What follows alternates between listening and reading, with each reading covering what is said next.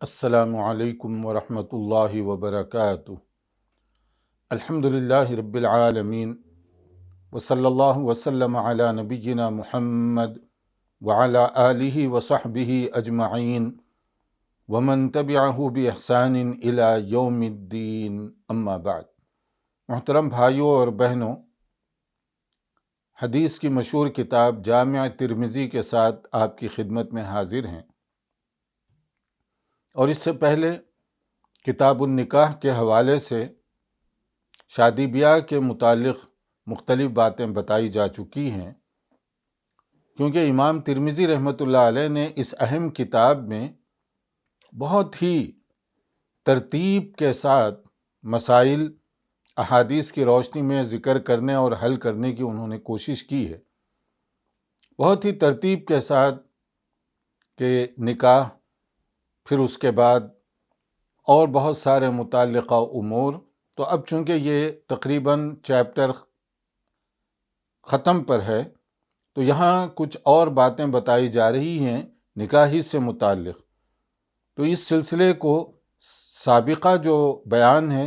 اس کی روشنی میں جوڑ لیجئے کہ عقد نکاح کے موقع پر اگر طرفین کی طرف سے باہمی رضامندی کے ساتھ کچھ امور طے پاتے ہیں شرط کے طور پر، یا دونوں اس کو ایک معاہدے کے طور پر طے کرتے ہیں شوہر اور بیوی کے درمیان، تو ان چیزوں کی پاسداری اور اس پر عمل کرنا دونوں کے لیے نہایت ضروری ہوگا، کیونکہ یہ ایک قسم کا اگریمنٹ ہے، اور مومن تو ویسے بھی عہد و پیمان کا پابند ہوا کرتا ہے، اور شادی بیاہ کے موقع پر اگر کوئی عہد و پیمان ہوا ہو تو پھر اس کی پاسداری تو دوسرے عام جو اگریمنٹس وغیرہ ہیں اس کے مقابلے میں بدرجہ زیادہ وزنی ہے۔ تو جیسے کہا گیا، قال رسول اللہ صلی اللہ علیہ وسلم ان احق الشروط ان یوفى بها ما استحللتم به الفروج، کہ وہ شرط جس کا پورا کرنا، جس پر عمل کرنا بہت زیادہ ضروری ہو جاتا ہے، وہ ہے جس کی وجہ سے تم نے عقد نکاح کیا اور ایک رشتے کو اپنے لیے تم نے جائز اور حلال کیا ہے۔ اس کا مطلب یہ ہوا کہ اگر رشتے کے موقع پر، عقد نکاح کے موقع پر کوئی آپس میں طرفین کی رضامندی سے کوئی بات طے ہوتی ہو تو اس میں دھوکہ دینے کی کوئی گنجائش نہیں ہے۔ ویسے تو دھوکہ جنرلی غلط ہے، مگر ایسے موقع پر کیونکہ ایک اجنبی عورت ہے اور اللہ کا نام لے کر تم نے اس کا رشتہ حلال کیا ہے، تو پھر اس موقع پر جو تمہارا اس کے ساتھ کوئی بھی سمجھوتا ہوا ہو، معاہدہ ہوا ہو، تو پھر اس کی پاسداری ضروری ہے۔ اسی طرح مرد کے لیے بھی اور عورت دونوں کے لیے بھی۔ البتہ اگر کوئی ایسی شرط ہے جو کہ حرام کو حلال کرنے والی ہو، جائز کو ناجائز کرنے والی ہو، یہ تو ظاہر ہے کسی بھی صورت میں قابل قبول نہیں ہے، چاہے وہ شوہر اور بیوی کے درمیان ہو، بھائی بھائی کے درمیان ہو، رشتہ داروں کے درمیان ہو، یا دوست احباب کے درمیان ہو۔ کوئی شرط جس میں حدود اللہ کی پامالی ہو رہی ہو، کہ ایک چیز کو اللہ کے دین میں حلال کہا گیا اور ہماری شرط کی وجہ سے وہ حرام ہو رہی ہو، یا کوئی چیز حرام ہے اور ہم حلال کر رہے ہیں اسے، اس کی کسی کو اجازت نہیں ہے۔ شریعت سازی، شریعت میں تبدیلی، حذف و اضافہ، اس کی کوئی گنجائش نہیں۔ ہاں، حدود شریعت میں رہتے ہوئے اگر کوئی باہمی سمجھوتا ہوتا ہو تو پھر طرفین اس کے لیے ضروری ہے کہ وہ پابندی کریں، اور اگر کسی وجہ سے کوئی ایسا سمجھوتا ہو گیا اور بعد میں دونوں کو محسوس ہو رہا ہے کہ یہ چیز قابل قبول نہیں ہے، اب دونوں باہمی رضامندی سے اس کو چاہے تو ختم بھی کر سکتے ہیں۔ دیکھیے، کچھ شرطیں یا کچھ باتیں ایسی ہوتی ہیں جو شادی کے موقع پر کبھی دونوں کی ضرورت ہوتی ہے۔ اب اس میں طے کرتے ہیں آپس میں ہم کہ مثلا یہ ہے کہ لڑکی کتنے دن بعد اپنے شوہر کے گھر جائے گی، شوہر اس کے لیے کیا انتظام کرے گا، یا اسی طرح لڑکی کی اگر تعلیم چل رہی ہو تو کیا وہ تعلیم کنٹینیو کر سکتی ہے، جاری رکھے گی یا اس کو شادی کے بعد ختم کر دینا چاہیے، کیونکہ شادی کے بعد تو اب شوہر کی مرضی کے مطابق اسے چلنا پڑے گا۔ اور اگر شادی کے بعد شوہر کہے کہ نہیں تمہاری تعلیم اب ختم، یونیورسٹی جانا آنا ختم، اب سمجھ لیجئے وہ آخری سال کی طالبہ ہے اور وہ عین وقت پر اس کو تعلیم سے روک دیا جائے، تو یہ ایک فتنے اور لڑائی کا خدشہ بھی ہو سکتا ہے۔ یہاں پر وہ کہے کہ نہیں میں تو اپنا جو تعلیمی میرا سلسلہ ہے اس کو میں مکمل کر لوں گی، اور شوہر کہتا ہے کہ میری اجازت نہیں ہے، تو اب یہ لڑائی کی بات ہوگی، ایک نیا فتنہ گھر کے اندر پیدا ہوگا۔ اس کے لیے اگر شادی کے موقع پر مثال کے طور پر یہ طے کر لیتے ہیں کہ شادی کے بعد بھی وہ تعلیم اپنی جاری رکھے گی لڑکی، اور فلاں وقت تک جاری رکھے گی، تو اب اس کی پاسداری دونوں کے لیے ضروری ہوگی۔ مگر ایسی کوئی بات جو حدود اللہ کو توڑنے والی ہو، اس پر عمل نہیں ہوگا۔ مثال کے طور پر شادی کے بعد وہ اپنی ماں باپ سے قطع تعلق کر لے گی، اپنی فیملی سے اپنا رشتہ ناطہ ختم کر لے گی، تو ان چیزوں پر عمل نہیں کیا جائے گا، کیونکہ رشتے ناطے کو جوڑنے کا حکم دیا گیا اور آپ توڑنے کی بات کر رہے ہیں، یہ چیز شرعی طور پر درست نہیں ہے۔ تو ایسی شرطیں، ایسا معاہدہ جو حدود شریعت کے اندر ہو، تو اس پر دونوں کو عمل کرنا چاہیے، اور اگر ختم بھی کرنا ہو تو دونوں کی رضامندی کے ساتھ، ورنہ وہ شادی دھوکے کی شادی سمجھی جائے گی کہ آپ نے اس وقت کہا کہ یہ بھی ہو جائے گا، یہ بھی ٹھیک ہے، یہ بھی ٹھیک ہے، اور بعد میں کہنے لگے کہ میں تو مرد ہوں، اب میری بات چلے گی۔ وہ معاہدہ، وہ شرط اور وہ جو ہمارا سمجھوتا تھا، وہ ساری چیزیں کالعدم میں کرتا ہوں، تو ایسا نہیں ہوگا۔ اسی لیے اس حدیث کو اس کے بیک گراؤنڈ میں سمجھیے کہ جس رشتے کو تم نے اللہ کا نام لے کر اپنے لیے حلال اور جائز کیا ہے، اس موقع پر اگر آپس میں کوئی بات طے ہوئی ہو تو پھر اس کی بجا آوری دونوں کے لیے ضروری ہوگی۔ اسی طرح شادی کے موقع پر ایک اور بات بھی کہی گئی جو مغربی ممالک میں بہت زیادہ دیکھنے میں آتی ہے، اور کبھی کبھی مشرقی ممالک میں بھی اس سے لوگوں کا کوئی نہ کوئی تعلق ہو جاتا ہے، اور وہ کیا ہے؟ اگر کوئی نو مسلم وہ شادی کے بعد اس کا رشتہ ایسی جگہ پر ہوا ہو جو شرعی طور پر درست نہیں ہے، مثال کے طور پر ایک آدمی اپنی پھوپھی، خالہ یا اس طرح کے کوئی بہت قریبی جو رشتہ ہے جس سے شرعاً اسلامی نقطۂ نظر سے شادی کی اجازت نہیں ہے، اگر اس کی شادی اس گھرانے میں ہوئی، اس طرح کی عورت سے ہوئی تھی، کیونکہ وہ تو مسلمان نہیں تھا اور وہ اپنے عہد جاہلیت میں اسی کے مطابق کسی کے ساتھ اس کی دوستی ہو گئی، آشنائی ہو گئی، وہ رہنا شروع کر دیے، بعد میں پتہ چلا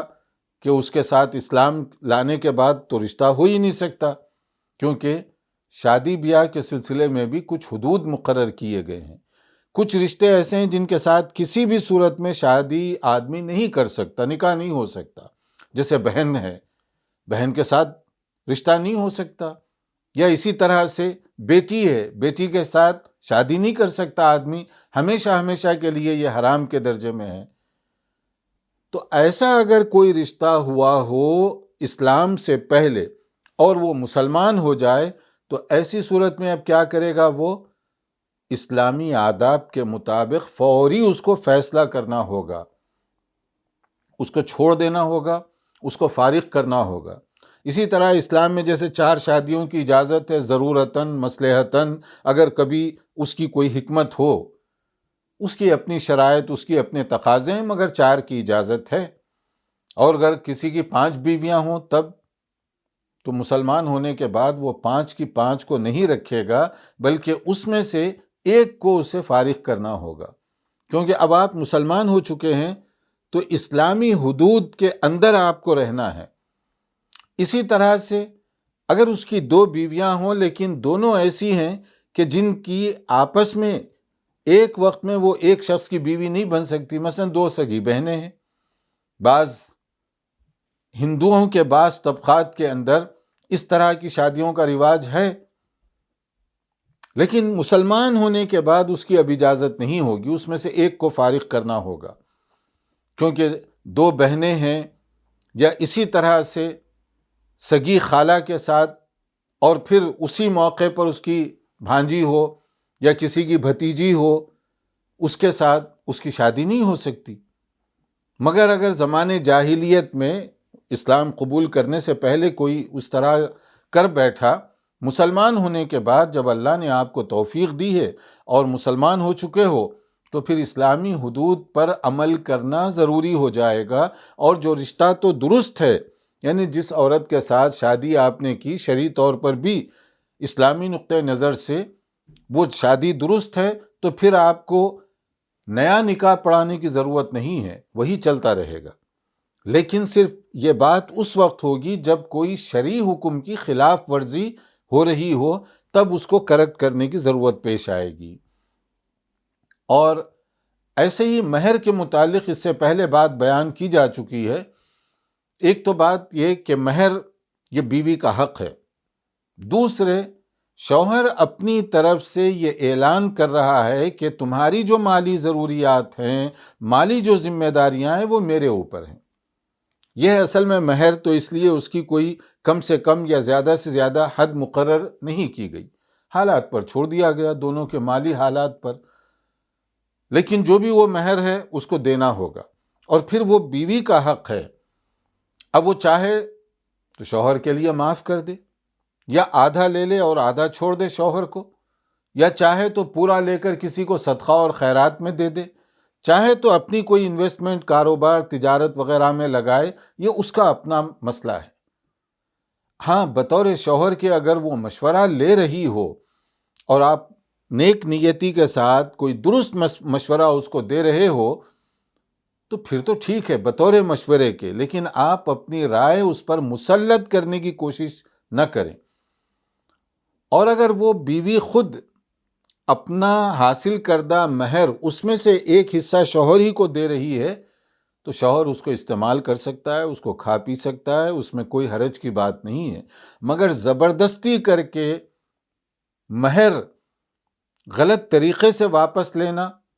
یا اپنے تصرف میں لانا شوہر کے لیے درست نہیں ہے، کیونکہ یہ مال اس کا ہے، وہ جیسے چاہے اس کو استعمال کرے۔ اصل میں جو لوگ تو مہر رکھتے ہیں بہت معمولی سا، ان کے لیے شاید اس طرح کی باتیں تھوڑی سی عجیب سی لگیں، لیکن بعض ایسے لوگ ہیں جو بہت زیادہ مہر رکھتے ہیں، مہر کے ساتھ ساتھ گھر، جائیداد، پراپرٹی وغیرہ وہ بھی بطور مہر کے دیتے ہیں، یا بعض لوگ زیورات وغیرہ بھی دیتے ہیں اچھی خاصی شکل میں۔ تو اس موقع پر یہ سب باتوں کی ضرورت پیش آئے گی۔ اگر تھوڑا سا مہر ہو تو یہ سب باتوں کی وہاں پر ضرورت پیش نہیں آتی۔ اور پھر یہاں ایک اور بات بتائی گئی جس کا تعلق آداب اور اخلاقیات کے ساتھ بھی ہے، یہ شرعی حکم ہے۔ وہ یہ ہے کہ اگر کسی لڑکی کا رشتہ، سگائی، انگیجمنٹ کہیں پر ہو چکی ہے، تو دوسرے آدمی کے لیے درست اور جائز نہیں ہے کہ اسی لڑکی کے لیے اپنے آپ کو پرپوز کرے، اپنا رشتہ وہاں پر بھیج دے، جبکہ معلوم ہے کہ اس کی نسبت کہیں اور ہو گئی ہے، اور وہ شادی کی تاریخ وغیرہ مقرر کر رہے ہیں یا انتظار میں ہیں، اور آپ اچانک وہاں سے اپنا رشتہ بھیج دیتے ہیں، پیغام بھیج رہے ہیں، تو اس سے کیا ہوگا؟ پھر دونوں کے درمیان ایک جھگڑا پیدا ہوگا،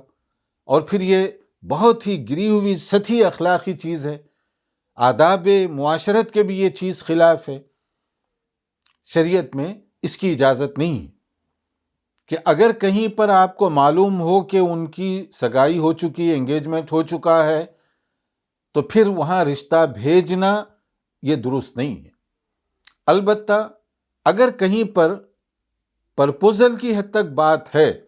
کہ ایک صاحب کا رشتہ کسی خاتون کے ہاں گیا،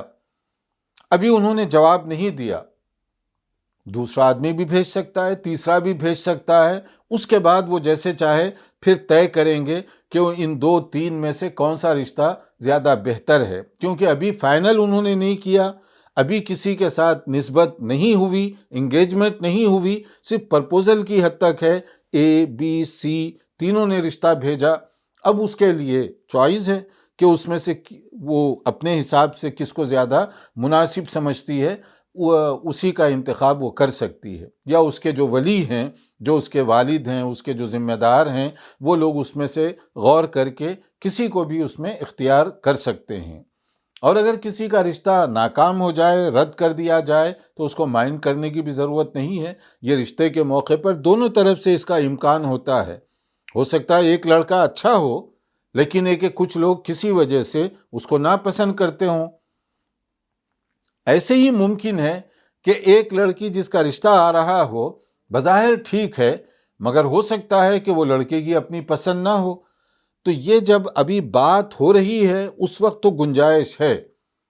مگر جب ایک بار بات پکی ہو جائے تو پھر اس کو توڑنا یہ درست نہیں ہے، ورنہ بیٹی کے لیے بھی نقصان دہ ہے اور اسی طرح لڑکے کے لیے بھی نقصان دہ ہے۔ اب دیکھیے رسول اکرم صلی اللہ علیہ وسلم کے زمانے میں ایک اسی طرح کا رشتہ بھی ہوا، جیسے ایک صحابیہ ہیں فاطمہ بنت قیس رضی اللہ تعالی عنہ، وہ اپنے رشتے کے سلسلے میں رسول اکرم صلی اللہ علیہ وسلم سے مشورہ کرنے کے لیے آئیں۔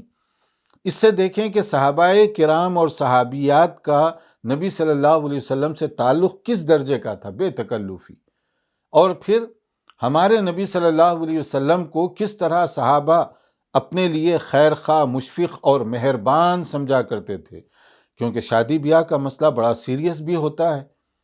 اس کے لیے آدمی کی کوشش ہوتی ہے کہ جو زیادہ ریلائبل آدمی ہو، جو بااعتماد آدمی ہو،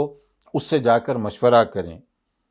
یا کوئی نیک پرہیزگار آدمی ہو اس سے جا کر مشورہ کریں کہ وہ صحیح مشورہ بھی دے گا، وہ دعا بھی دے گا، اس کی دعائیں بھی ہمارے لیے بہت بڑی سعادت کا ذریعہ بنیں گی، خیر و برکت کا ذریعہ بنیں گی۔ تو رسول اکرم صلی اللہ علیہ وسلم کا جو مقام تھا بہت اونچا اور اعلیٰ تھا۔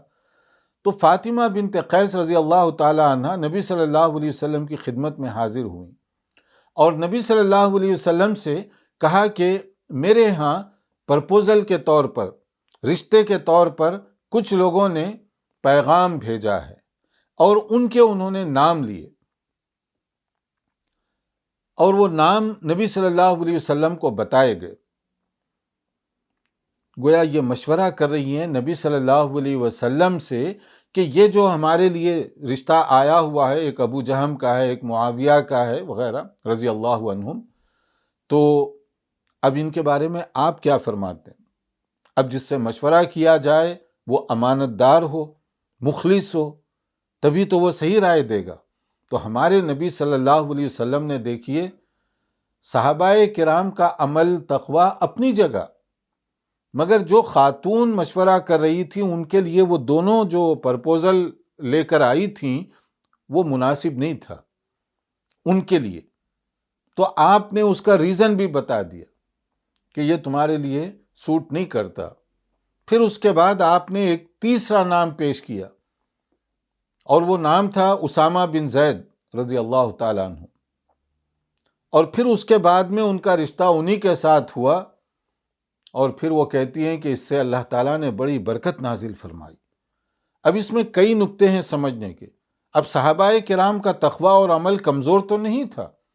اور نہ ان کے تقویٰ اور عمل کے بارے میں کوئی بات کہی گئی۔ تقویٰ اور عمل کے ساتھ ساتھ جو ظاہری دونوں کے درمیان مناسبت ہے، یکسانیت ہے، یگانگت ہے، تاکہ ایک انڈرسٹینڈنگ ہو سکے، وہ چیز کم تھی وہاں پر۔ تو نبی کریم صلی اللہ علیہ وسلم نے ان کے ذکر کردہ دونوں ناموں کو ریجیکٹ فرما دیا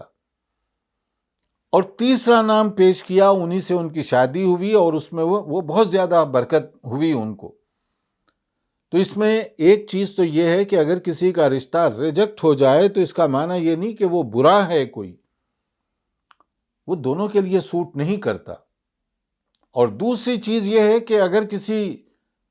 کے سامنے آپ جا کر مشورہ کریں تو مشورہ دینے والے کے لیے بھی ضروری ہے کہ امانت داری کے ساتھ جس چیز کو صحیح اور درست سمجھتا ہو اسی کے بارے میں وہ رائے دے۔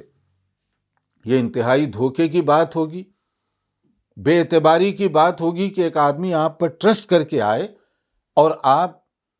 غلط مشورہ دیں اس کو۔ یہ دیانت داری اور اسلامی آداب کے خلاف ہے۔ جو چیز آپ صحیح اور درست سمجھتے ہیں آپ وہ بتائیے اور پھر اس کے اوپر چھوڑ دیجیے، نبی کریم صلی اللہ علیہ وسلم سے جب مشورہ کیا گیا تو آپ نے جو تیسرا رشتہ پیش فرمایا انہی کے اوپر چھوڑ دیا وہ، اور انہوں نے اس کو منظور کیا، پسند کیا، اور پھر بعد میں پتہ چلا واقعی جو نبی صلی اللہ علیہ وسلم کی تجویز تھی کتنی خیر و برکت اور سعادت کی تجویز تھی۔ تو اس کے اندر کئی نکتے سمجھنے کے ہیں تو وہ ہمارے ذہن میں ہونے چاہیے۔ اب اس کے بعد میں، اب یہ رشتے وغیرہ کی تو بات ہو گئی، اس کے بعد میں ایک اہم جو چیپٹر شروع ہو رہا ہے کتاب الرضاع، یعنی یہ کیا ہے؟ رضاعت، دودھ پلانا، دودھ پلانے کے آداب۔ ماں اپنے بیٹے کو جو دودھ وغیرہ بچوں کو جو پلاتی ہے، اس سلسلے میں اس کے آداب کیا ہیں، کب ہے، کیسے یہ مؤثر ہو سکتی ہے، اس کی تفصیلات، یعنی بریسٹ فیڈنگ جو ہے اس کی جو تفصیلات ہیں، یا ویٹ نرس، اس کے بارے میں بہت تفصیل کے ساتھ اس چیپٹر کے اندر بتایا گیا۔ دودھ پلانے والی کی کیا ذمہ داریاں ہیں اس خاتون کی، اور پھر اس کی وجہ سے دودھ پینے والا جو ہے اس کے رشتہ کس طرح کا بنتا ہے اس کے ساتھ، یعنی وہ رضائی ماں ہو گئی نا اس کے لیے، دودھ پلانے والی ماں۔ جیسے ہمارے نبی صلی اللہ علیہ وآلہ وسلم کو کس نے دودھ پلایا تھا؟ حلیمہ سعدیہ رضی اللہ تعالیٰ عنہ، تو انہوں نے دودھ پلایا، تو اس اعتبار سے نبی صلی اللہ علیہ وسلم کا ان کے ساتھ بہت خاص قسم کا ایک تعلق ہوا۔ اب یہ جو ہے اپنی جگہ اس کی بہت ساری تفصیلات ہیں، لیکن اس عنوان میں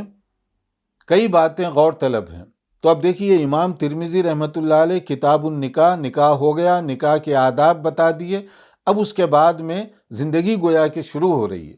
اب اس میں زندگی شروع ہوتی ہے تو وہاں پر اولاد کا ہونا، اولاد کی پرورش، یہ سارا ترتیب سے چل رہا ہے۔ تو اس میں کتاب الرضاع کے اندر مختلف جو اہم باتیں ہیں اس پر غور کیجیے کہ کس مدت تک، یعنی کون سی ایج تک دودھ پلانے سے یہ حکم لاگو ہوگا، نمبر ایک، کتنی بار دودھ پلانے سے یہ حکم ہوگا، پھر کیا کیا اس کے اوپر احکام صادر ہوں گے، یہ ساری چیزیں مختلف احادیث اور مختلف ذیلی ابواب کے ذریعے سے حل کی جا رہی ہیں۔ تو سب سے پہلی چیز یہ سمجھ لیجئے کہ دودھ کا جو تعلق ہے بچپن میں، جب تک بچہ ڈیپینڈ کرتا ہو وہ دودھ کے اوپر، یعنی وہی اس کی اصل غذا ہو، اور ایڈیشنل کوئی غذا، یعنی اس کے ساتھ کوئی مزید غذا وہ نہ لے رہا ہو۔ جیسے بعض چھوٹے بچے ہوتے ہیں، 3 سال 4 سال کا بچہ آہستہ آہستہ کوئی دوسری چیزیں بھی کھانا شروع کر دیتا ہے، یا مائیں اس کو دودھ کے ساتھ ہلکی پھلکی غذائیں بھی دینے لگ جاتی ہیں، تو ٹوٹلی وہ ڈیپینڈ نہیں رہا۔ لیکن چھوٹا جو ہے بالکل وہ ٹوٹل ڈیپینڈ کرتا ہے ماں کے دودھ پر، اور دوسری جو غذائیں ہیں اس کے لیے چاہے چاول ہو، روٹی ہو یا کوئی اور چیز، اس موقع پر نہیں دی جاتی جب بالکل نو مولود ہو، نیا بچہ ہو۔ تو جیسے کہا جا رہا ہے لا يحرم من الرضاع الا ما فتق الامعاء وكان قبل الفطام، کہ رضاعت کا قانونی حکم، شرعی حکم، اس سے جو حرمت، رشتہ، ناتا وغیرہ جو چیزیں بھی ثابت ہوں گی، اس کے لیے ضروری ہے کہ وہ بچہ دودھ پیے اس وقت جب کہ دودھ ہی اس کی غذا ہو اور کوئی دوسری اس کی غذا نہ ہو، اور وہ بھی دودھ چھوڑنے کی جو مدت ہے اس کے اندر، اور وہ کیا ہے؟ 2 سال، حولین کاملین، کہ 2 سال یہ گویا کہ اصل ٹائم ہے۔ تو بچہ 2 سال کے اندر اگر دودھ پی رہا ہو تو پھر یہ احکام سارے اس کے اوپر لاگو ہوں گے۔ اور دوسری چیز اس کے اندر، جیسے ایک اور حدیث میں ابو داؤد کی کہا گیا لا رضاع الا ما انشز العظم وانبت اللحم، کہ مدت رضاعت اسی وقت کنفارم ہوگی جبکہ اس دودھ کی وجہ سے، وہ دودھ غذا کا کام کر رہا ہو، اس دودھ کی وجہ سے اس کی ہڈیاں مضبوط ہو رہی ہوں چھوٹے معصوم کی، اور گوشت بھی اس کی وجہ سے پیدا ہو رہا ہو، یعنی وہ جزو بدن بن کر بچے کی تقویت کا، نشو و نما، ڈیولپمنٹ کا ایک ذریعہ بن رہا ہو، وہ دودھ اسی وقت۔ اور صحیح بخاری اور مسلم میں جو بات کہی گئی انما الرضاع من المجاعہ، کہ مدت رضاعت جو ہے اسی وقت تک ہے جب تک کہ وہ بچہ بھوک ختم کرنے کے لیے دودھ کے اوپر ڈیپینڈ کر رہا ہو۔ تو یہ جو احادیث ہیں اس سے معلوم یہ ہوا کہ بچپن کا جو زمانہ ہے جس میں دودھ اس کے لیے تقویت کا سبب ہے، غذا کا سبب ہے، اس وقت تک کے لیے یہ بات ہوگی جس کو عام طور پر 2 سال کی مدت کہا گیا۔ اور اب یہاں ایک مسئلہ ایک اور بھی ہے جو آج کل بہت زیادہ پیش آ رہا ہے، کیا اس کے لیے ضروری ہے کہ وہ براہ راست چھوٹا بچہ ماں کے سینے سے لگ کر دودھ پیے، یا اگر کسی طرح سے اس کا دودھ نکالا جائے اور کوئی انڈائریکٹ ذریعہ ہو تب بھی وہ حکم لاگو ہوگا؟ اگر بچہ منہ لگا کر دودھ پی رہا ہے، جو بھی دودھ پلانے والی ہے براہ راست، پھر تو کوئی اشکال شک و شبہ باقی نہیں رہتا۔ لیکن کبھی اگر ایسی سچویشن بن گئی کہ بچہ منہ سے دودھ خود سے نہ پی سکتا ہو اور اسے ناک کے ذریعے سے دودھ پہنچایا جا رہا ہو، جیسے نلی وغیرہ کے ذریعے سے، ٹیوب کے ذریعے سے پہنچایا جاتا ہے تو وہ اسی ایج میں اور وہ دودھ ہی پر ڈیپینڈ کرتا ہے، لیکن کسی بیماری اور ریزن کی وجہ سے وہ حلق سے براہ راست نگل نہیں سکتا اور اس کے لیے وہ ٹیوب کے ذریعے سے غذا پہنچائی جاتی ہے، دودھ، تو کیا اس وقت بھی یہی حکم ہوگا؟ تو جنرل یہ ہے کہ ہوگا۔ وہ اس لیے ہوگا کیونکہ وہ دودھ چاہے حلق سے نیچے اترے یا کسی طرح اس کے معدے میں پہنچایا جائے، دونوں صورتوں میں وہ دودھ وہی کام کر رہا ہے اس بچے کے لیے جس کا پچھلی حدیث میں ذکر کیا گیا، یعنی اس کے تقویت کا سبب بن رہا ہے، اس کی غذا کا سبب بن رہا ہے، اسی سے اس کی نشو و نما ہو رہی ہے، تو وہ مقصد تو حاصل ہو رہا ہے۔ وہ تو چاہے وہ حلق سے ہو یا نلی کے ذریعے سے ہو، دونوں صورتوں میں اس کے لیے یہی حکم ہوگا۔ ایک اور مسئلہ ہے اس میں کہ کیا ایسے بھی ہو سکتا ہے کہ 2 سال بعد کوئی خاص ریزن بن جائے اور اس وقت کوئی دودھ پیے، تو کیا اس کی دودھ پینے کی وجہ سے احکام اور شرعی مسائل وہی ہوں گے جو بچپن میں پینے کی وجہ سے ہیں؟ تو جنرل حکم تو یہ ہے کہ بچہ جب تک چھوٹا اور ڈیپینڈنٹ ہو اس دودھ کے اوپر، اس وقت تک کے لیے یہ احکام ہیں، لیکن کبھی کوئی خاص ریزن ہو جائے تو اس کے بعد کی جو عمر ہے اس میں بھی دودھ کا اثر ہوگا۔ مختلف جو اس مسئلے میں آراء ہیں اور ان میں سے خلاصے کے طور پر ہم آپ کے سامنے بتا رہے ہیں۔ جیسے ایک واقعہ ہوا تھا حضرت سہلہ بنت سہیل رضی اللہ تعالیٰ عنہ کہ وہاں پر ایک مسئلہ پیش آ گیا تھا۔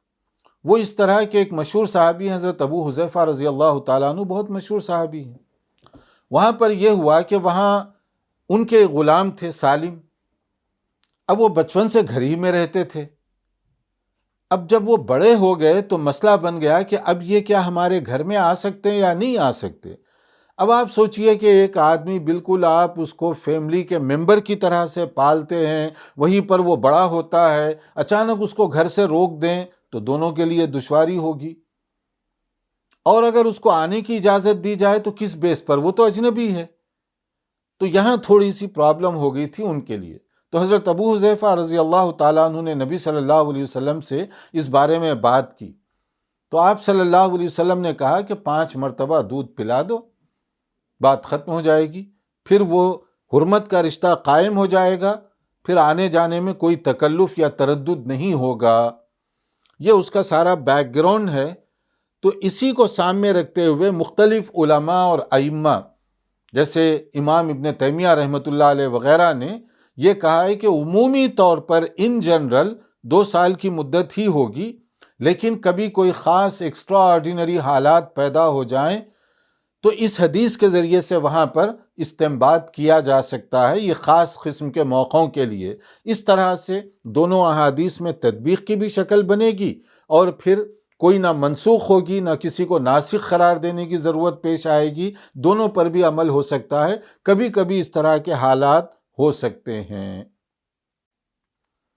اس سلسلے میں ایک اور مسئلہ بھی، کیا ایک بار اگر کوئی لڑکا کوئی عورت آتی ہے، جیسے عام طور پر دیہاتی ماحول میں تو اس کا زیادہ امکان ہوتا ہے، کوئی بھی ملنے جلنے والی آئی، چھوٹا بچہ ہے جھولے میں اور اس کی ماں کہیں کام کاج میں مصروف ہے، بچہ رو رہا ہے، تو مائیں یا آنے والی جو بھی عورت ہے، اس کی خالہ ہے، پھوپھی ہے، یا کبھی کبھی پڑوسن ہے، وہ لوگ محبت سے چھوٹے بچے کو گود میں اٹھا لیتے ہیں، کبھی اسے دودھ پلانے کی بھی کوشش کرتے ہیں۔ تو ایسی جو دودھ پلانے کے لیے کوئی عورت ایسے لے لے اور تھوڑی دیر کے لیے بچہ منہ لگائے اور چھوڑ دے، تو کیا اس کی وجہ سے حرمت ثابت ہو جائے گی، یا کم سے کم کوئی منیمم ریکوائرمنٹ ہے؟ تو دیکھیے، اصل مقصد تو یہ ہے کہ بچہ باقاعدہ طور پر دودھ پیے، صرف منہ لگانے سے یہ نہیں ہوگا۔ اسی لیے اس سے پہلے جو حدیث گزری تو وہاں پر خاص طور پر 5 مرتبہ دودھ پلانے کا ذکر کیا گیا۔ اسی سے استنباط کیا گیا کہ 1 یا 2 مرتبہ اس طرح صرف منہ لگانے سے وہ بات نہیں بنے گی، بلکہ اس کے لیے جیسے کہا گیا صحیح مسلم کی جو حدیث ہے، لا تحرم المسۃ ولا المستان، 1 یا 2 مرتبہ صرف منہ لگا کر تھوڑی دیر کے لیے وہ بچہ چسکی لیتا بھی ہے، تھوڑا سا دودھ، تو اس کی وجہ سے وہ حرمت نہیں ہوگی، بلکہ اس کے لیے دوسری حدیث کے مطابق کم سے کم 5 مرتبہ وہ پیے۔ اور پینے کا مطلب یہ ہے کہ جیسے بچہ اپنی مرضی سے منہ لگائے اور وہ پھر جب وہ چاہے منہ چھوڑ دے، پھر تھوڑی دیر بعد پھر اسی عورت سے دودھ پیے، پھر کچھ دیر بعد، تو اس طرح سے اگر کم سے کم 5 مرتبہ بھی ہو جائے تو پھر وہ حکم سارے کے سارے اس کے اوپر لاگو ہوں گے۔ ایک آدھ مرتبہ اسی طرح جسٹ ٹچ ہو گیا،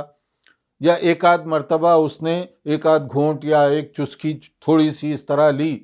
تو اس کی وجہ سے وہ حرمت کے والے جو مسائل ہیں وہ نہیں ہوں گے۔ اب یہاں ایک آخری نقطہ اس سلسلے میں یہ ہے کہ اس رشتے سے کیا اثر پڑتا ہے، یعنی بچپن میں کسی کو دودھ پلانے سے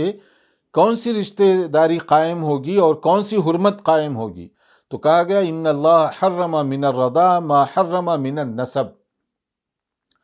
خونی رشتے سے ماں کی جو بھی ماں ہے اس کی وجہ سے جو رشتے حرمت والے ہوتے ہیں، یعنی بھائی اور بہن کی شادی نہیں ہو سکتی، یا وہ بچہ اس کی خالہ سے شادی نہیں ہو سکتی، وہ بچہ اس کی پھوپھی سے شادی نہیں ہو سکتی، وہ بچہ اس کی بہن سے شادی نہیں ہو سکتی، اس طرح جو رشتے حرام ہو جاتے ہیں، ایسے ہی دودھ پلانے والی جو ماں ہے وہ بھی گویا کہ آپ کی ماں کی طرح ہو گئی اب، اور اس کے بعد وہی رشتے اس کے ساتھ بھی اپلائی ہوں گے دودھ پلانے کی وجہ سے۔ مثلا اگرچہ کہ آپ کا خاندانی اس سے تعلق نہیں تھا، لیکن دودھ پلانے کی وجہ سے اگر اس کی کوئی بیٹی ہو تو یہ جو بچہ ہے جو اس کے گھر رہا 3 مہینے 6 مہینے سال جیسے بھی وہ پرورش کرتے رہے، تو اس کے بعد اگر کبھی رشتہ وہاں پر ہو اور اس کی جو دوسری بیٹی تیسری چوتھی بیٹی کوئی بھی اس کے ساتھ اس بیٹے کا جس کو اس نے دودھ پلایا ہے نکاح کرنا چاہے تو نہیں کر سکتی، کیونکہ وہ اس کے لیے تو رضاعی بھائی ہو گیا اور دونوں رضاعی بھائی اور بہن بن گئے۔ تو جس طرح سگی بھائی اور بہن کے درمیان رشتہ نہیں ہوتا، اسی طرح دودھ پلانے والی جو عورت ہے اس کی جو بیٹیاں ہیں اور جو لڑکا دودھ پیا ہو اس کا رشتہ نہیں ہوگا۔ اور یہ بھی ضروری نہیں ہے کہ دودھ دونوں بچوں کو ایک ہی وقت میں پلایا جائے۔ مثلا یہ جو بچہ ہے کسی کا جسے وہ گود لی ہے اور وہ اپنے گھر لے جا کر 1 مہینہ 2 مہینے کے لیے اس نے اس کی پرورش کی، دودھ پلاتی رہی، اور اس کے 1 2 سال 4 سال بعد دوسری بیٹی اس کے ہاں پیدا ہوئی، تو ٹائم بدلنے کی وجہ سے کیا وہ لڑکی کا اس کے ساتھ رشتہ ہو سکتا ہے؟ نہیں ہو سکتا، کیونکہ ماں تو وہی ہے، چاہے اسی وقت دودھ پلائی ہو دونوں کو یا وقفے مختلف اوقات میں پلائی ہو، پلانے والی ایک ہے، تو اس لیے اس کے ساتھ اس کا رشتہ نہیں ہو سکتا۔ یہ اور اس میں اور بھی بہت ساری تفصیلات ہیں، لیکن ہم سمجھتے ہیں کہ اتنی جو ضروری تفصیلات ہیں یہ اس میں کافی ہیں۔ خاص طور پر وہ لوگ جو رشتہ وغیرہ کرنا چاہتے ہیں انہیں ان باتوں کا خصوصیت کے ساتھ خیال رکھنا چاہیے، ورنہ غلط فہمی کی وجہ سے رشتہ ہو جائے اور بعد میں پتہ چلے کہ دونوں کو ایک ہی عورت اس نے دودھ پلایا ہے، تو پھر اس کے بعد ایک نیا جھگڑا پیدا ہوگا۔ بہرحال اگر کوئی گواہی دے بعد میں کہ تم دونوں کو بچپن میں نے دودھ پلایا اور وہ سچی ہے گواہی دینے والی عورت، تو پھر وہ رشتہ ختم کرنا پڑے گا،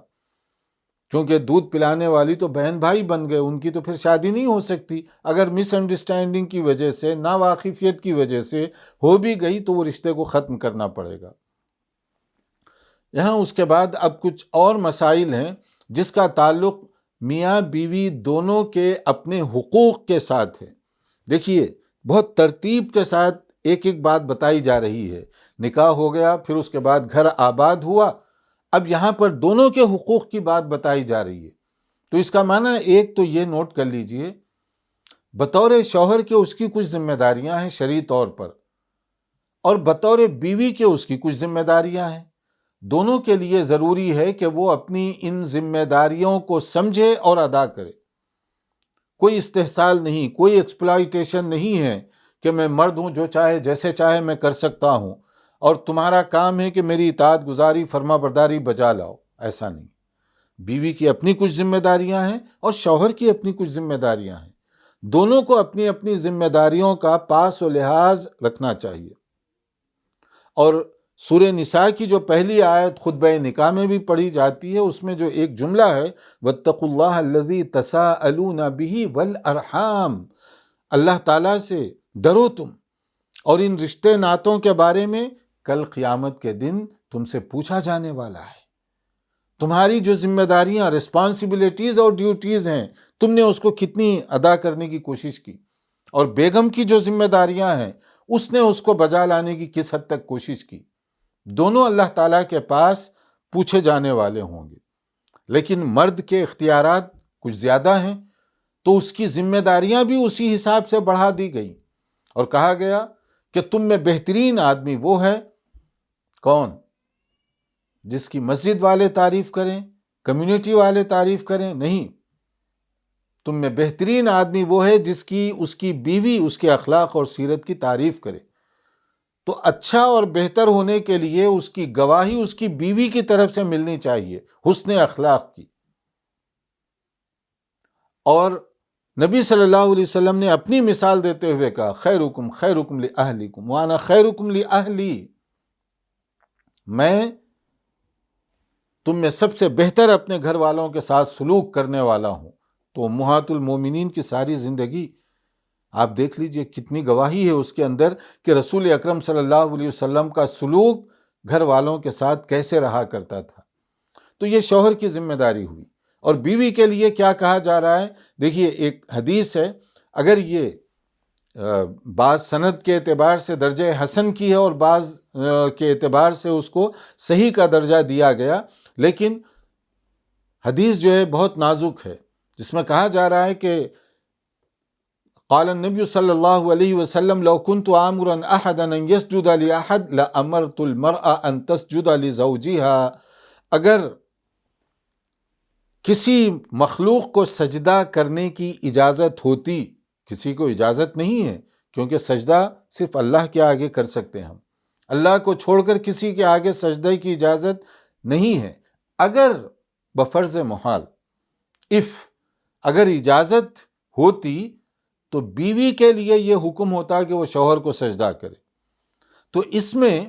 پہلی چیز تو چونکہ اجازت نہیں ہے، کوئی کسی کے آگے سجدہ نہ کرے، تو یہ بات تو ختم ہو گئی از خود۔ مگر اس میں جو ایک نقطہ سمجھنے کا ہے وہ یہ کہ شوہر کا حق کتنا ہے، اور بیوی کے لیے ضروری ہے کہ وہ اطاعت گزار فرما بردار بن کر رہے۔ یہ نہیں ہے کہ کوئی عورت یہ سمجھے کہ میں تو نماز اپنے وقت پر پڑھ رہی ہوں، بس ہو گیا، اس کے بعد میں جو چاہے جیسے چاہے سلوک کروں شوہر کے ساتھ، جیسے چاہے زبان استعمال کروں شوہر کے خلاف۔ یہ بات درست نہیں ہے، کیونکہ دینداری صرف اس بات کا نام نہیں ہے کہ آپ کتنی نمازیں پڑھ رہی ہو، کتنی رکعت ادا کر رہی ہو۔ دینداری کے لیے ضروری ہے کہ جو بھی اللہ تعالیٰ کی طرف سے شریعت کے احکام مقرر کیے گئے اس کی پابندی کرنی پڑے گی،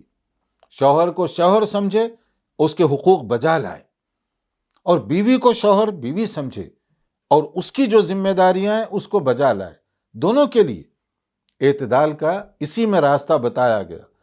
ورنہ جیسے عام طور پر ہوتا ہے کہ میں شوہر ہوں، میں جو چاہے کر سکتا ہوں، جو چاہے حکم دے سکتا ہوں، میں اگر کہوں تو تمہیں اٹھنا ہوگا، میں کہوں تو تم بیٹھ جاؤ. یہ جو ہے کوئی شرافت اور مروت کے مطابق بات نہیں ہے. آدمی کو ذرا سوچنا چاہیے کہ میں اپنے پاور کا کہیں غلط استعمال تو نہیں کر رہا ہوں. نبی صلی اللہ علیہ وسلم نے فرمایا کہ آدمی کے بہتر ہونے کے لیے ضروری ہے کہ اس کے حسن اخلاق کی گواہی اس کی بیوی کی طرف سے ملے. تو گواہی کب ملے گی؟ جب آدمی کا سلوک اس کے ساتھ بہتر ہو. اور عورت کو بھی سمجھنا چاہیے کہ شوہر کا حق کتنا زیادہ ہے، کہ اگر کسی کے لیے اجازت ہوتی سجدہ کرنے کی، جھک جانے کی، تو میں بیوی کو یہ حکم دیتا کہ شوہر کے آگے جھک جاؤ، سجدہ کرو، مطلب اطاعت گزار، فرما بردار بن کر رہو. اس میں جو پیغام مل رہا ہے. اور ایسے ہی بیوی کے لیے ایک اور بات بھی بتائی گئی. کہا گیا کہ اذا الرجل دعا زوجته لحاجته فلتأتيه وإن كانت على التنور. صحیح حدیث ہے. دیکھیے بہت غور طلب بات ہے. بعض عورتیں جو ہے اس کی نزاکت کو نہیں سمجھتیں. مثلا شادی ہو گئی، شادی ہونے کے بعد میریٹل لائف میں دونوں کی انڈرسٹینڈنگ بہت ضروری ہے. اگر انڈرسٹینڈنگ نہ ہو، باہمی مفاہمت نہ ہو، تو وہ گھر بار تکلیف دہ بن جاتا ہے. اور وہاں دونوں کے لیے راحت اور سکون جو ہونا چاہیے، جس کا ذکر اس سے پہلے کیا جا چکا سورہ روم کی آیت 21 اور مختلف جگہوں پر، تو وہ گھر بار میں کوئی اس طرح کی چیز پھر محسوس نہیں ہوگی جس سے دونوں کو سکون ملے، آرام ملے، راحت ملے. ایسا نہیں ہو سکتا. بلکہ وہاں دونوں تنگ پڑے ہوئے ہوں گے، ایک دوسرے کو دیکھ کر وہ تکلیف محسوس، گھٹن کی فضا محسوس کر رہے ہوں گے. تو اس کے لیے وہاں پر کیا ہے؟ حکم دیا گیا کہ شوہر بیوی کے جذبات کو سمجھے، اور بیوی کے لیے بھی ضروری ہے کہ شوہر کے جذبات، احساسات اس کو سمجھے. اس لیے کہا گیا کہ اگر وہ گھر میں ہو تو نفل روزہ بھی اگر رکھنا ہو تو پہلے شوہر کو بتا دے. اور کبھی اگر شوہر بلا رہا ہے اپنے کمرے میں اور وہ ایکسکیوزز بنا رہی ہے، تو شرعی طور پر ایک غلط کام وہ کر رہی ہے. نماز اپنی جگہ، اس کا نفل روزہ اپنی جگہ، اس کے ذکر و اذکار اپنی جگہ، لیکن شوہر کے جذبات اور اس کے احساسات کی قدر نہ کرے اور اس میں ہیلے بہانے کرنے کی کوشش کرے تاکہ اس کو اگنور کیا جائے کسی طرح سے، تو یہ چیز نیک، متقی اور بعمل عورت کے خلاف. تو یہاں تو ایک مثال دی گئی کہ اگر مرد آواز دے رہا ہے اور عورت کوئی کام کاج میں مصروف ہے، حتیٰ کہ وہ چولہے یعنی کچن میں کام کر رہی ہو، چولہے پر روٹی پکا رہی ہو، اس موقع پر آواز دے رہا ہے، تب بھی آپ ایکسکیوز نہ بنائیں. وہاں پر ہانڈی چھوڑ دیجئے یا آگ بند کر دیجئے وہاں پر. تو یہ چیزیں کیوں؟ برائی کے جو راستے ہیں اس سے شرعی طور پر ہمیں روکا جا رہا ہے. دونوں کے لیے اسٹرانگلی حکم دیا جا رہا ہے. زناکاری، بدکاری، بری طرف دیکھنے سے منع کیا جا رہا ہے. جب غلط راستوں پر پابندی لگا دی گئی تو حلال اور جائز جو راستے ہیں اگر اس پر بھی رکاوٹ ہو تو پھر یہ دونوں کے لیے ایک چیلنج بن جائے گا. برے راستوں سے روکنے کے لیے شرعی اور درست جو راستے ہیں اس کو کھلا رہنا چاہیے. دونوں ایک دوسرے کو سمجھیں. اور اگر جائز راستوں کو روک دیا گیا تو پھر برے راستے عام ہو جائیں گے، برائیاں پنپنے لگیں گی، برائیاں پھیلنے لگیں گی، پھر لوگ ادھر ادھر اپنی نظریں ڈالنے لگیں گے. اس کا گناہ صرف دونوں پر نہیں ہوگا بلکہ پورے خاندان کو بھگتنا ہوگا، اور اس کے بعد پورا معاشرہ، پوری سوسائٹی اس آگ کے اندر جل رہی ہوگی. تو اس میں دونوں کو ایک دوسرے کے جذبات کا خیال رکھنے کی خاص طور پر بات کہی گئی. اور اسی طرح ایک اور بات بتائی جا رہی ہے مرد حضرات کے لیے. اب یہ تو عورت کی ذمہ داری ہے کہ مرد کی اطاعت کرے، فرما برداری کرے، اور ادھر مرد کے لیے کہا گیا تم میں بہترین وہ ہے جو عورت کے ساتھ حسن سلوک کرے۔ ایک اور حدیث میں نبی کریم صلی اللہ علیہ وسلم نے ارشاد فرمایا اکمل المؤمنین ایمانا احسنهم خلقا وخیارکم خیارکم لنسائهم خلقا، بہترین مومن وہ ہے جو اپنے ایمان کا بہترین نمونہ پیش کرے، یعنی ایمان اس کا بہتر سے بہتر ہو، اور دوسرا عملی زندگی میں اس کے کیریکٹر، اس کی سیرت، اس کے اخلاق سب سے بہتر ہوں، عمدہ اخلاق۔ ہمارے نبی صلی اللہ علیہ وسلم کے اخلاق کی گواہی قرآن کریم میں دی گئی، انک لعلی خلق عظیم، آپ بڑے عظیم اخلاق کے مالک۔ تو ہمارے لیے یہ گویا کہ حکم دیا جا رہا ہے حسن اخلاق کی بات، اور خاص طور پر گھر والوں کے ساتھ۔ تو جو مرد یہ چاہتا ہے کہ واقعتاً وہ بہتر ہو تو اس کے لیے ضروری ہے کہ وہ اپنے گھر والوں کے ساتھ حسن اخلاق کا مظاہرہ کرے۔ حسن اخلاق کیا ہوتے ہیں؟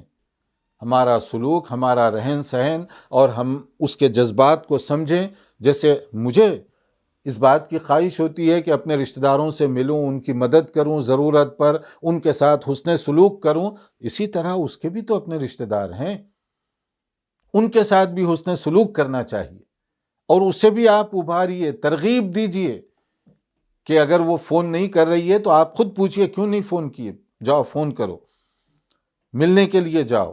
وقتاً فوقتاً مناسبتوں پر کوئی تحفہ دیا کرو، تاکہ تمہارے جو رشتہ دار ہیں ان کے ساتھ تمہارا آنا جانا، تعلق وغیرہ رہے برقرار۔ اور اگر وہاں پر بھی کوئی ضرورت مند ہو تو ان کی ضرورت پوری کیجئے مالی طور پر۔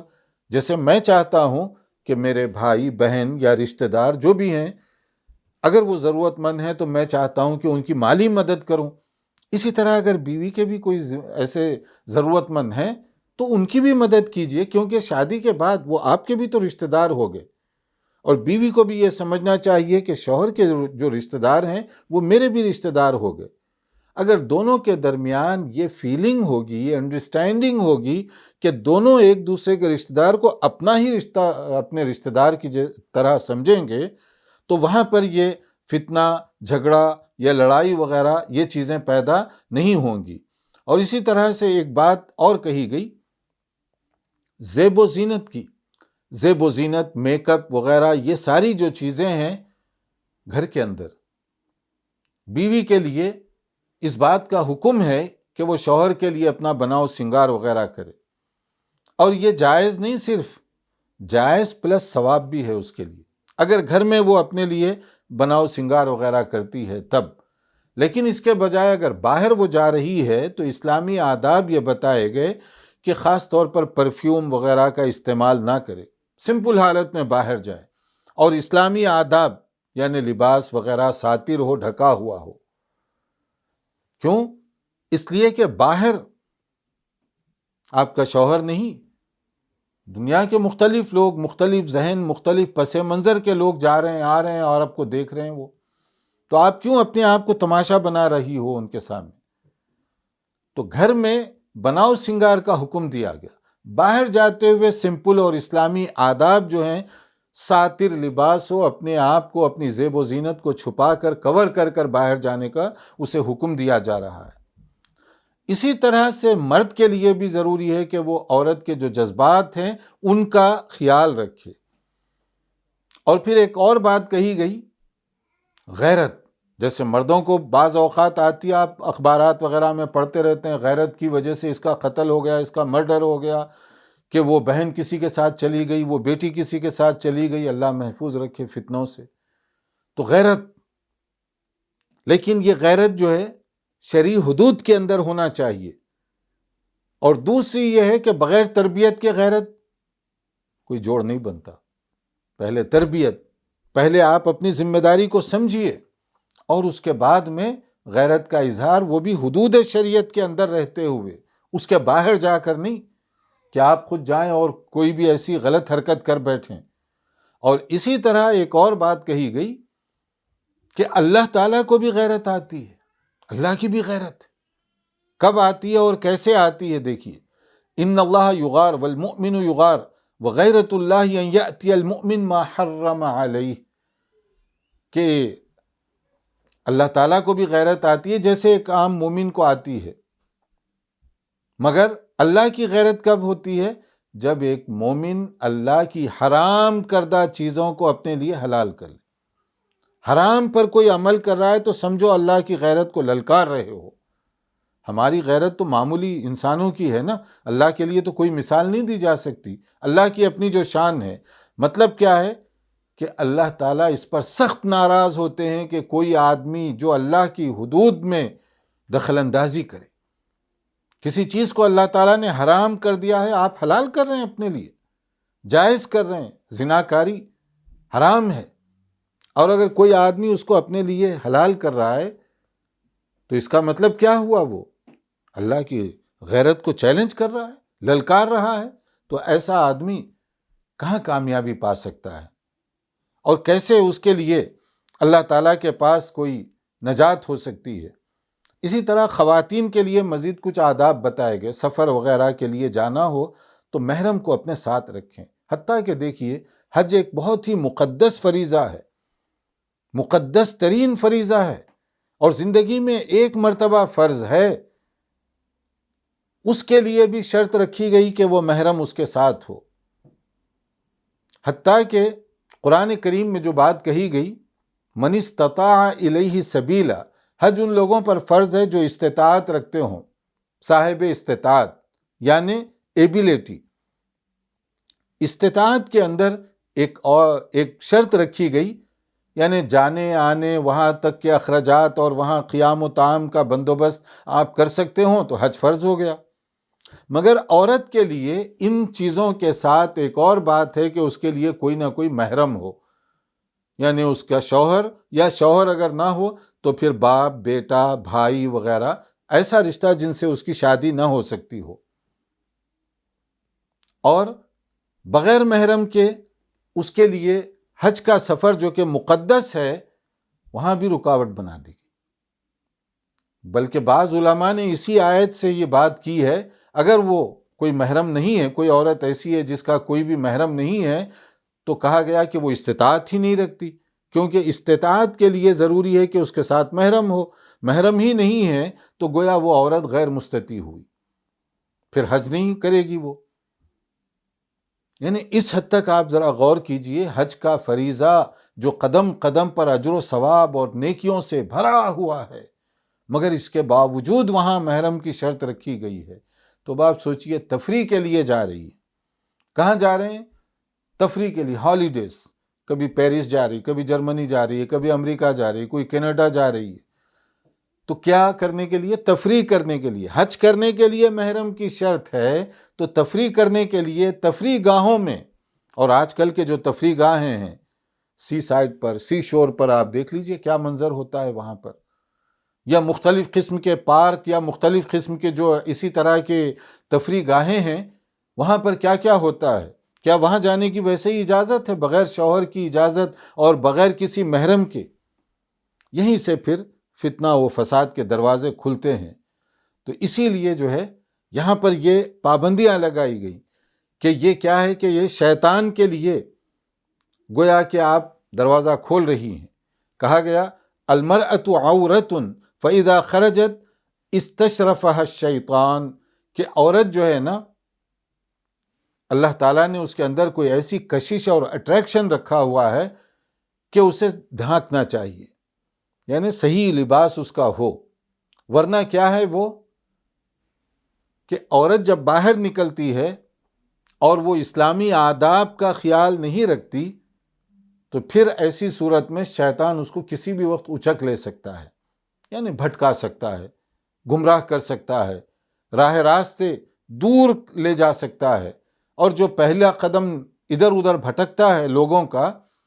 یہ سمجھ کر نہیں کہ ہم جا کر کوئی برائی کریں گے، شیطان آہستہ آہستہ ان کو بھٹکاتا ہے۔ ایک قدم پہلے، پھر 2 قدم، پھر 4 قدم، پھر 5 قدم، اس کے بعد رزلٹ آتا ہے۔ پہلے قدم کے موقع پر رزلٹ نہیں آتا تو آدمی سمجھتا ہے یہ تو چھوٹی بات ہے، اور وہ چھوٹی بات دھیرے دھیرے وہ بڑھتی جاتی ہے۔ اسی لیے کہا گیا ایاکم والدخول علی النساء، کہ کہیں بھی کسی بھی گھر میں ایسے ہی مت داخل ہو جاؤ اجازت لے کر، اور خاص طور پر اگر اکیلی عورت کہیں رہتی ہو تو ویسے ہی نہیں جانا چاہیے وہاں پر،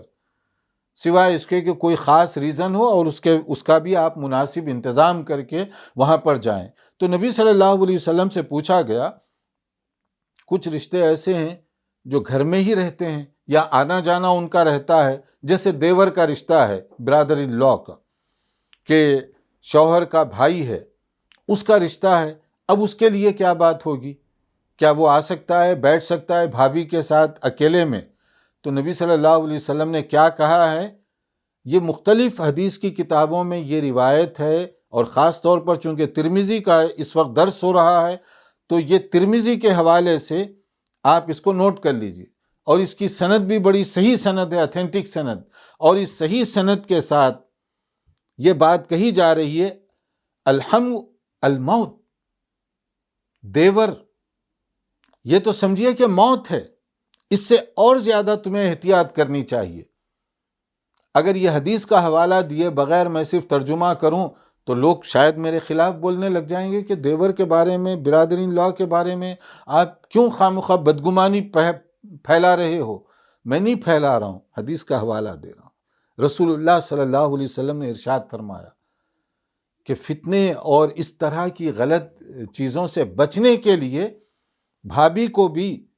دیور کے ساتھ علیحدگی میں بیٹھنے کی اجازت نہیں ہے۔ ہاں، اگر گھر کے اندر جیسے سٹنگ روم ہے، کامن روم ہے، جس کے اندر گھر کے اور بھی افراد ہیں، اور وہ آئے اور سلام کیے، بیٹھا، خیر خیریت پوچھی، تو اس حد تک تو گنجائش ہے، لیکن یہ کہ الگ سے بیٹھنا اور الگ سے ہنسی مذاق کرنا، اس کی نہیں، اس میں بے احتیاطی ہوتی ہے۔ اور پھر اس کو الحم والموت جو کہا گیا کہ موت سے جیسے بچتے ہو اس سے بچو، کیا مطلب ہے؟ کیونکہ باہر سے کوئی اجنبی آدمی کبھی آتا ہے، کوئی اسٹرینجر، تو چار لوگ پڑوسی آگے پیچھے والے بھی دیکھیں گے کہ یہ نئے آدمی گھر میں کیوں داخل ہو رہے ہیں، اس لیے اس کو زیادہ اپنے آپ کو ذرا بچانا پڑتا ہے۔ مگر دیور جب آتا ہے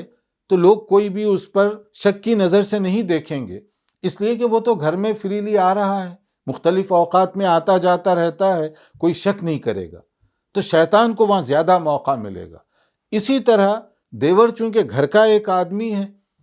تو اس لیے اس کے لیے وہ پابندیاں بھی نہیں ہوتی، وہ چاہے تو گھر میں کسی بھی کمرے میں چلا جائے، حتیٰ کہ بیڈ روم میں چلا گیا، سٹنگ روم میں، فرنٹ روم میں، کہیں پر بھی وہ چلا گیا، یا کچن میں اکیلی وہ پکا رہی ہے وہاں پر وہ چلا گیا، تو اس کے لیے تو پوری گنجائش ہوتی ہے، اس لیے وہاں پر زیادہ احتیاط کی ضرورت ہے۔ تو اس میں بات جو بتائی جا رہی ہے توجہ اس پر رکھیے، یعنی ایسا رشتہ جو کزنس وغیرہ اس طرح کے لوگ آتے جاتے رہتے ہیں، اگر دیور کا یہ حال ہو تو چچا زاد، خالہ زاد، پھوپھی زاد جو بھائی آتے جاتے رہتے ہیں، ان کے لیے تو اور بھی زیادہ ہمارے لیے حفاظت چاہیے۔ اور حفاظت کا مطلب کیا ہے؟ جب وہ رشتے کوئی بھی اس طرح کے لوگ آئیں، پہلے تو وہ اجازت لے کر داخل ہوں، اور دوسرے یہ کہ صرف تنہائی میں اکیلی وہاں لڑکی بیٹھی ہوئی ہے 20 سال 25 سال 30 سال والی، اور اکیلے وہ آئے، مذاق دل لگی ہو رہا ہے اس میں آپس میں، اس طرح نہیں، بلکہ اگر گھر کے کچھ اور افراد ہیں اور وہ باپردہ ہو کر وہاں بیٹھی ہوئی ہے اور اس سے کوئی خیر خیریت پوچھ رہا ہے، جو گھریلو اور رشتے ناطے کے متعلق ضروری بات چیت ہوتی ہے، اس حد تک اجازت ہے۔ فری ہونا، قہقہ لگا کے ہنسنا اور پھر ٹھیٹھی ٹھاٹھا مذاق دل لگی، پھر اس کے بعد میں آپ جا رہے ہیں کہیں پر بھی گھومنے کے لیے، کس کے ساتھ؟ ماموں زاد بھائی ہے میرا، پھوپھا کا بیٹا ہے، میرے چچا کا بیٹا ہے، وغیرہ وغیرہ، یہ چیزیں پھر بعد میں چل کر جو گل کھلاتی ہیں، جو فتنے پیدا ہوتے ہیں، اور اس کے بعد کانٹے جو پھیلائے جاتے ہیں پوری فیملی کے اندر، وہ آپ دیکھ سکتے ہیں۔ تو خلاصہ یہ ہے کہ جن رشتوں کے بارے میں